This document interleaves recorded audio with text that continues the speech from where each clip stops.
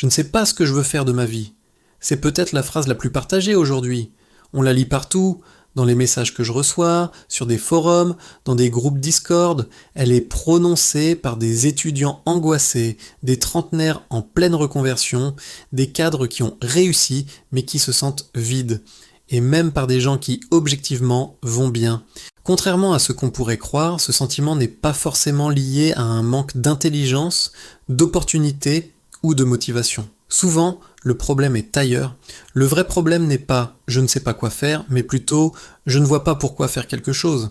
C'est un manque de « pourquoi », pas un manque de « quoi ». Et c'est précisément là que le psychiatre Viktor Frankl, survivant des camps de concentration, entre en scène avec son livre magistral « Découvrir un sens à sa vie ». Pour Frankl, le moteur principal de l'être humain n'est ni la recherche du plaisir, comme le pensait Freud, ni la quête du pouvoir, comme le suggérait Adler. C'est la quête de sens. Et quand ce sens disparaît, on tombe dans ce qu'il appelle le vide existentiel. C'est ce sentiment de flottement, d'apathie, où plus rien ne semble avoir d'importance.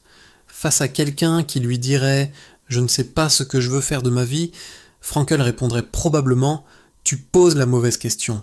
La question n'est pas « qu'est-ce que je veux de la vie ?» mais plutôt « qu'est-ce que la vie attend de moi, ici et maintenant ?» C'est un changement total de perspective. On arrête de chercher une passion magique en soi et on commence à regarder autour de soi pour voir où l'on peut être utile, où l'on peut répondre à un appel. Frankl nous donne un outil pour ça, la responsabilité existentielle.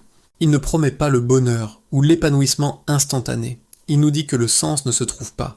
Il se construit en répondant aux situations que la vie nous présente. Ce sens peut émerger de 3 manières. À travers ce que l'on crée, comme un projet ou un travail, à travers ce que l'on vit et ce que l'on aime, comme une relation ou une expérience forte. Et enfin, à travers l'attitude que l'on choisit d'adopter face à une souffrance qu'on ne peut pas changer. C'est une idée incroyablement puissante. Mais attention, elle peut aussi être mal interprétée et devenir contre-productive. Analysons 3 cas de figure pour voir où cette philosophie fonctionne et où elle atteint ses limites. Premier cas, la personne disciplinée.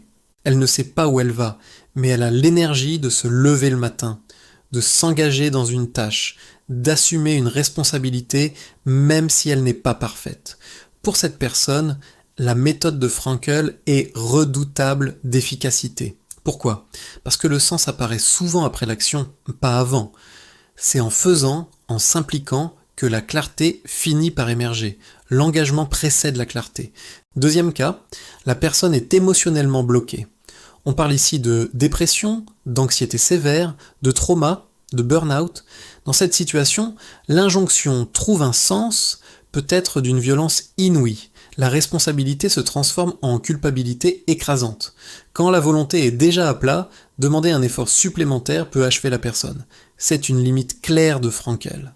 Sa philosophie ne prend pas toujours en compte l'énergie psychologique réellement disponible. Parfois, avant de construire un sens, il faut d'abord soigner ses blessures. Troisième cas, le contexte social est défavorable. Précarité, discrimination, isolement, pression familiale. Frankl insiste beaucoup sur la liberté intérieure, cette capacité à choisir son attitude, peu importe les circonstances, et c'est admirable. Mais cette liberté de sens n'efface pas les injustices matérielles. Tout le monde n'a pas la même marge de manœuvre. La responsabilité individuelle, si elle est brandie comme seule solution, peut masquer les contraintes bien réelles imposées par la société. D'ailleurs, il y a des choses que Frankl ne dit pas, ou très peu.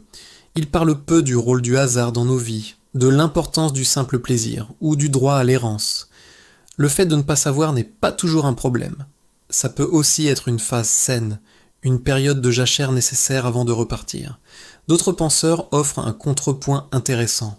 Albert Camus nous dirait que le monde n'a pas de sens en soi, et que notre grandeur réside justement dans le fait d'agir et de se révolter malgré cette absurdité. Nietzsche nous mettrait en garde contre le risque de transformer la quête de sens en une nouvelle morale rigide et oppressante. Et la psychologie contemporaine nous rappelle que la priorité est parfois de réparer ce qui est cassé avant de chercher à donner un sens.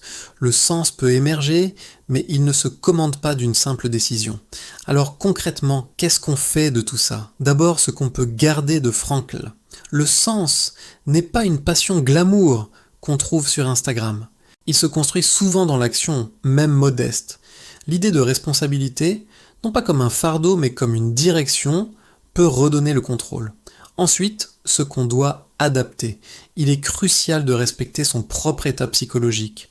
On ne peut pas transformer la quête de sens en une obligation morale qui nous écrase.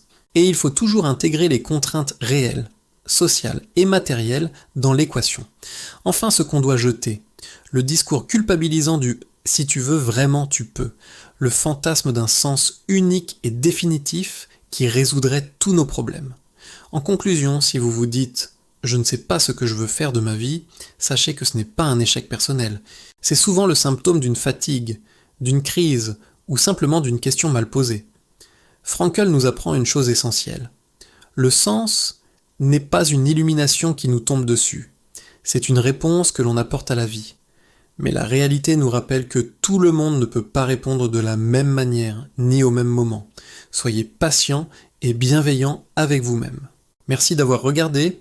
N'hésitez pas à partager vos réflexions dans les commentaires. Prenez soin de vous et à bientôt.